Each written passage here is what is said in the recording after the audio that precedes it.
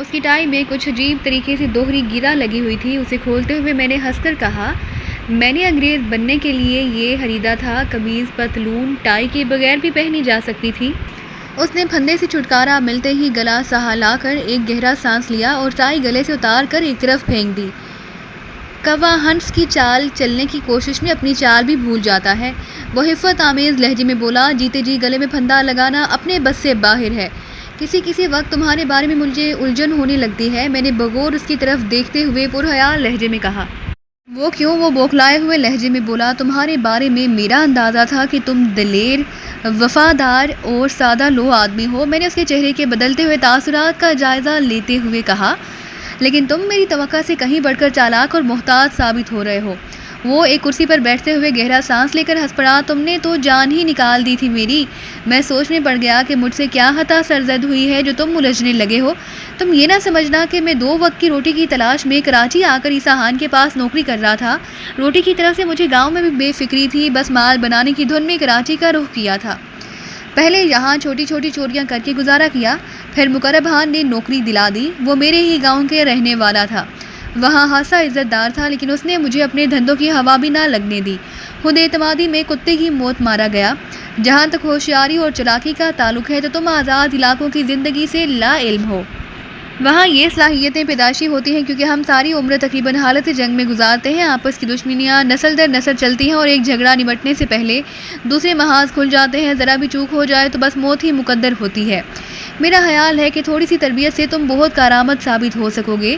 وہ تو بعد کی بات ہے، ابھی تک تو تم نے مجھے اس قابل بھی نہیں سمجھا کہ اپنے کام کے بارے میں ہی کچھ بتا دیتے، مگر میں بھاگنے والوں میں سے نہیں، جو کہو گے آنکھیں بند کر کے کروں گا، اور پھر ایک دن تم مجھ پر اعتماد کرنے پر مجبور ہو جاؤ گے۔ اس کا لہجہ پر اعتماد تھا۔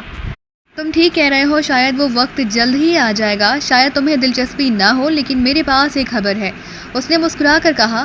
میں سوالیہ نگاہوں سے اس کی طرف دیکھنے لگا۔ کیسی خبر؟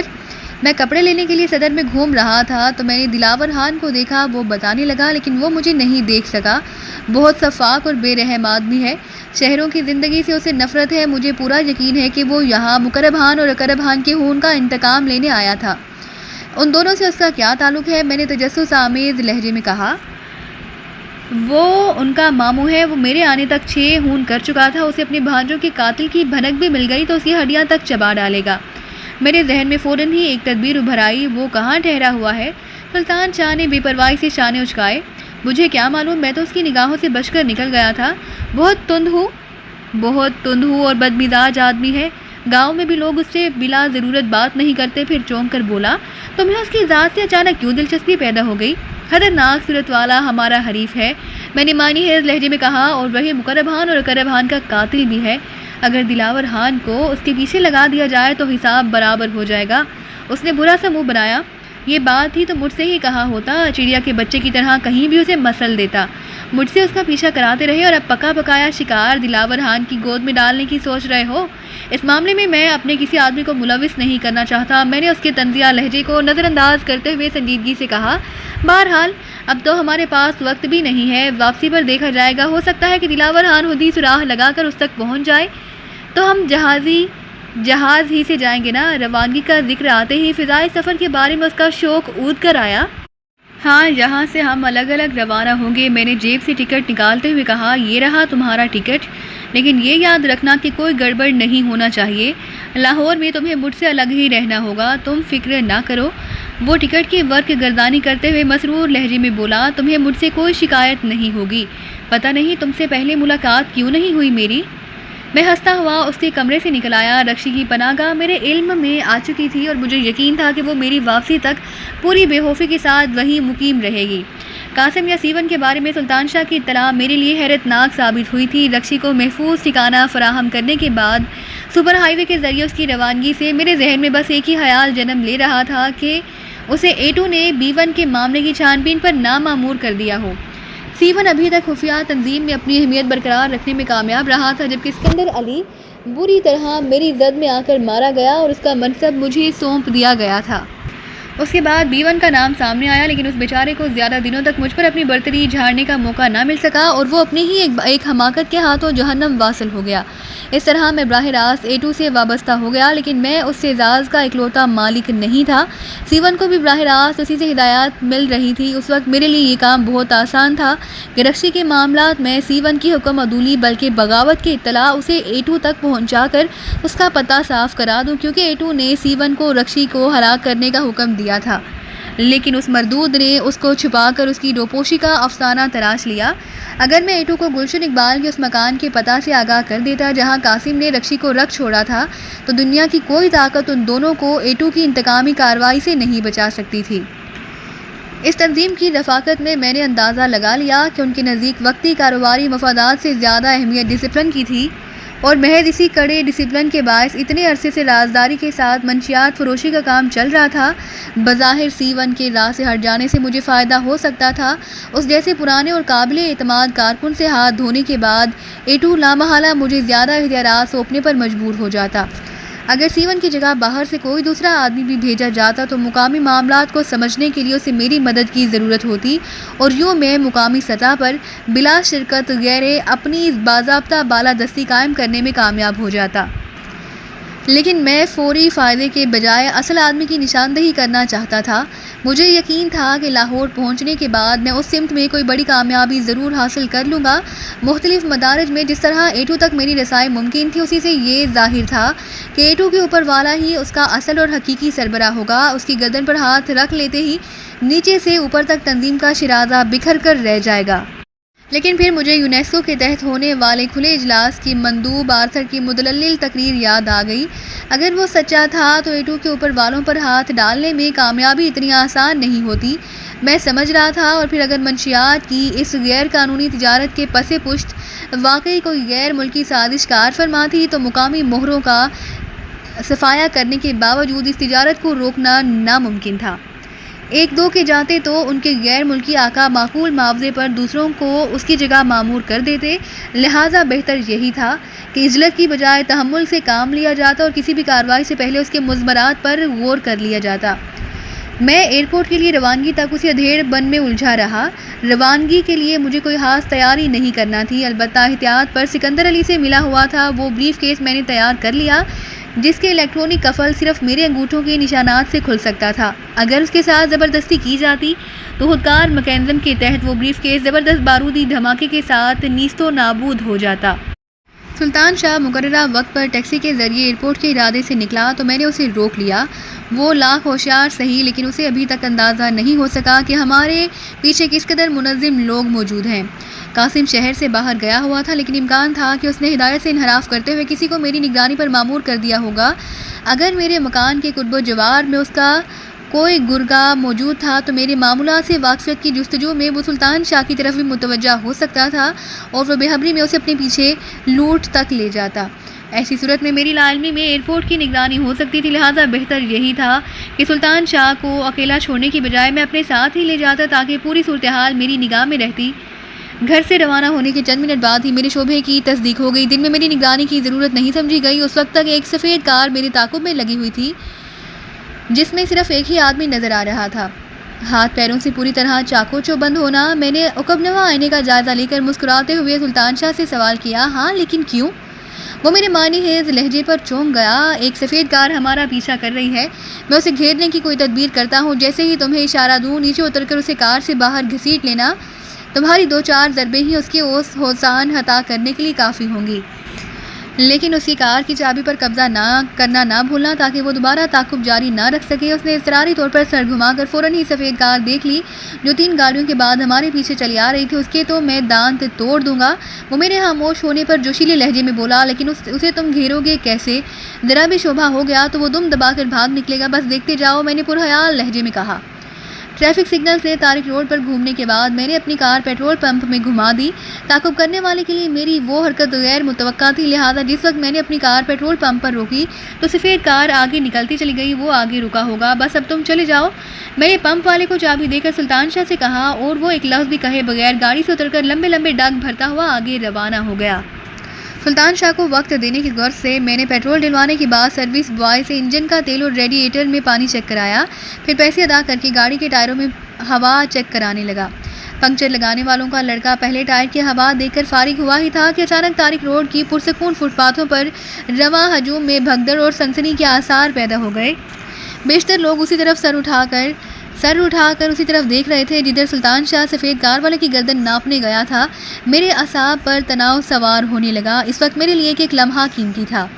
سلطان شاہ کو زیادہ دیر تک وہاں چھوڑنا خطرناک ثابت ہو سکتا تھا۔ وہ کارروائی کا آغاز کر چکا تھا اور اس مصرف علاقے میں پولیس ہر واردات میں فوری طور پر ملوث ہو جاتی تھی، کیونکہ وہاں گشت کے لیے سپاہیوں کی اتحادی تعداد معمور تھی۔ اگلے 2 پہیوں کی ہوا چیک ہوتے ہی میں نے سروس بوائے کو 1 روپیہ تھمایا اور تیزی سے کار پمپ سے باہر لے آیا۔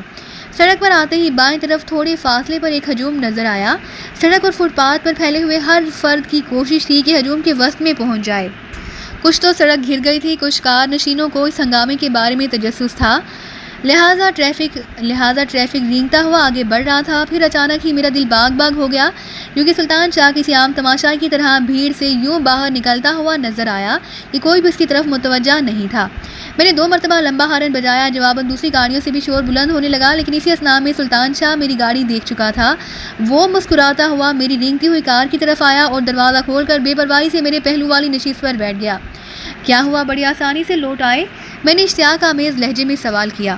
اس نے مٹھی میں دبی ہوئی چابی میری گود میں ڈال دی اور ہنستے ہوئے بولا، اس کی تو ہڈیاں ہی سرما ہو جائیں گی۔ اس کے ساتھ حرکت کیا کی تم نے؟ میں نے گاڑی آگے بڑھاتے ہوئے پوچھا۔ بس گریبان پکڑ کر اسے باہر گھسیٹتے ہوئے میں نے اونچی آواز میں عورتوں سے پرس چھیننے پر ملامت کیا۔ آنن فانن میں اس پر ہر طرف سے یلغار ہو گئی۔ شاید قرب و جوار کے دکاندار پیش تھے، انہوں نے اسے سنبھالا اور میں چابی نکال کر کھسکایا۔ سچ پوچھو تو میں اسے ایک بھی بھرپور ضرب نہ لگا سکا۔ میں دل ہی دل میں اس کی مکاری کی داد دیے بغیر نہ رہ سکا۔ شاید یہ اتفاق ہی تھا کہ اس نے اپنے حریف پر کسی عورت سے پرس چھیننے کا الزام لگایا تھا، لیکن یہ حقیقت تھی کہ ان دنوں طارق روڈ اور قرب و جوار کی گلیوں میں ایسے واقعات بکثرت ہو رہے تھے جن کی بنا پر اکیلی عورتیں اس علاقے میں خریداری سے گریز کرنے لگی تھیں، اور شاید علاقے کے دکاندار بھی دھندا خراب ہونے پر ایسے اچکوں پر جھلائے ہوئے تھے جو اسکوٹر یا کار میں سوار ہونے کی وجہ سے کبھی گرفت میں نہیں آئے تھے۔ سلطان شاہ نے جو ہی پرس چور کا شوشہ چھوڑا ہوگا، ہر ایک اپنے دل کی بھڑاس نکالنے کے لیے اس کے شکار پر ٹوٹ پڑا ہوگا، جو پیدل آنے والی آفت سے بے خبر پیٹرول پمپ سے میری کار کی روانگی کا منتظر تھا۔ مجھے خوشی تھی کہ C1 قاسم کے آدمی کو میرے ہاتھوں دوسری بار بھاری ذک اٹھانا پڑی تھی، لیکن اس بار میں لاہور روانگی کے باعث اس کی بے بسی سے لطف اندوز نہیں ہو سکتا تھا۔ سلطان شاہ نے اپنا رول اس خشوش اسلوبی سے ادا کیا تھا کہ نہ اس کے جسم پر کہیں خراش آئی تھی، نہ لباس شکن آلود ہوا تھا، لہٰذا میں سیدھا ایئرپورٹ کی طرف روانہ ہو گیا۔ سلطان شاہ کی دی ہوئی چابیاں میں نے راستے ہی میں جھاڑیوں میں چھال دی، کیونکہ وہ ہمارے لیے بے مصرف تھیں۔ ان دنوں ایئرپورٹ پر پارکنگ کے باضابطہ طریقہ کار کا نفاذ نہیں ہوا تھا، لہٰذا میں نے بے فکری سے اپنی گاڑی ایک درخت کے سائے میں پارک کی اور دروازے مقفل کر کے سلطان شاہ کے ہمراہ لاؤنج کی طرف چل پڑا۔ سڑک عبور کرتے ہوئے ناگہاں میری نظر کرنل زوار زیدی پر پڑی تو میں بوکھلا گیا۔ الگ الگ روانگی کا پروگرام طے کرتے ہوئے میں یہ بھول ہی گیا کہ غزالہ کو کوئی نہ کوئی ایئرپورٹ پر چھوڑنے ضرور آئے گا۔ اگر میں تنہا ہوتا تو شاید مجھے کوئی فکر نہ ہوتی، لیکن سلطان شاہ کی موجودگی کے بارے میں غزالہ کے باپ کو مطمئن کرنا دشوار ہو جاتا۔ میں کرنل زوار زیدی سے بچ کر سلطان شاہ کو ہدایات دینے کے بارے میں سوچنے بھی نہ پایا تھا کہ اس نے مجھے دیکھ لیا اور بے تابانہ انداز میں ہاتھ ہلاتا ہوا بھیڑ سے نکل آیا۔ شاید غزالہ اندر جا چکی تھی اور وہ بیچارہ میری تلاش میں مسافروں کے ساتھ آنے والوں کی بھیڑ میں کسی کٹی ہوئی پتنگ کی طرح چکراتا پھر رہا تھا۔ اس نے بے تابانہ انداز میں فٹ پاتھ سے اتر کر سڑک کے کنارے ہی میرا استقبال کیا۔ اکیلے چلے آ رہے ہو؟ سامان کہاں ہے تمہارا؟ اس نے استفسار کیا۔ پھر اس کی نگاہ میں میرے ساتھ کھڑے ہوئے سلطان شاہ پر مرکوز ہو گئی۔ یہ کون ہے تمہارے ساتھ؟ میں ہنس پڑا۔ یہ میرا PA سلطان شاہ ہے۔ لاہور کا کوئی لمبا چوڑا پروگرام تو ہے نہیں، لہٰذا 1-2 جوڑے بریف کیس میں ہی ڈال لیے ہیں۔ تو یہ سلطان شاہ بھی تمہارے ساتھ جہاز سے جائے گا؟ کرنل کا ذہن اسی میں الجھ کر رہ گیا۔ ظاہر ہے، میں نے آہستگی سے کہا۔ چلو تم آگے چلو۔ کرنل نے سلطان شاہ کو ٹوکا۔ ہم بات میں ہیں، یہاں تمہاری موجودگی ضروری نہیں۔ اس کا لہجہ اہانت آمیز تھا، جیسے میرا PA ہونے کے باعث سلطان شاہ کا بھی غلام رہا ہو، لیکن سلطان شاہ کی پیشانی پر شکن تک نہ آئی اور وہ تفہیمی انداز میں سر ہلا کر آگے بڑھ گیا۔ یہ میرا بہت ہی قابل اعتماد مددگار ہے۔ میں نے سلطان شاہ کی اہمیت ذہن نشین کرانے کی نیت سے بات کی، لیکن کرنل نے بے پرواہی کے انداز میں میری بات اڑا دی۔ ہوگا، ضرور ہوگا، لیکن ہے تو وہ تمہارا ملازم ہی۔ اس کو یوں اتنا منہ نہیں لگانا چاہیے، کیا ضرورت ہے اسے جہاز میں لے جانے کی، ریل سے بھیج دیتے، اس طرح مرادم سر چڑھ جاتے ہیں۔ کرنل زوار زیدی نے جو کچھ کہا میری ہمدردی میں کہا تھا اور اس کی وہ کھلی مداخلت مجھے پسند نہیں آئی۔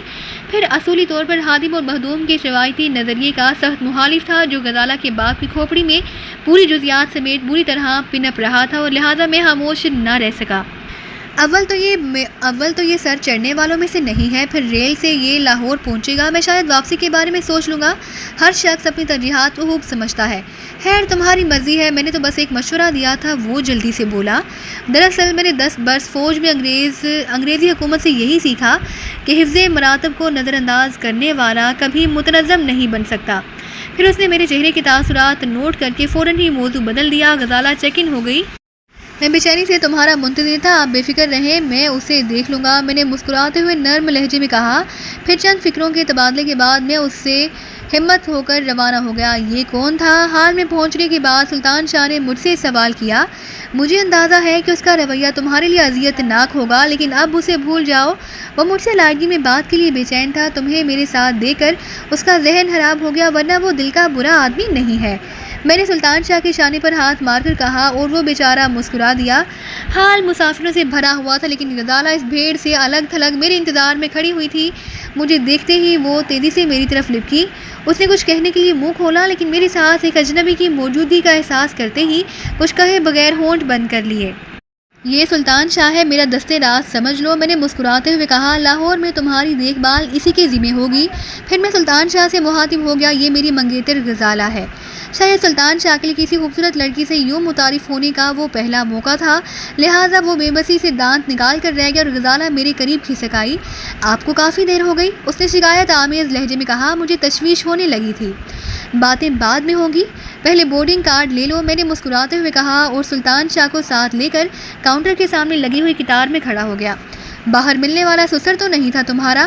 سلطان شاہ نے دھیمی آواز میں سوال کیا اور میں چونک پڑا۔ تمہیں کیسے معلوم ہوا؟ بس اندازہ۔ وہ میری آنکھوں میں آنکھیں ڈال کر بھرپور انداز میں مسکرایا۔ پہاڑوں سے سمندر تک ویسے تو 4 صوبے ہیں، مگر بہت سی باتیں ہر جگہ مشترک ہیں۔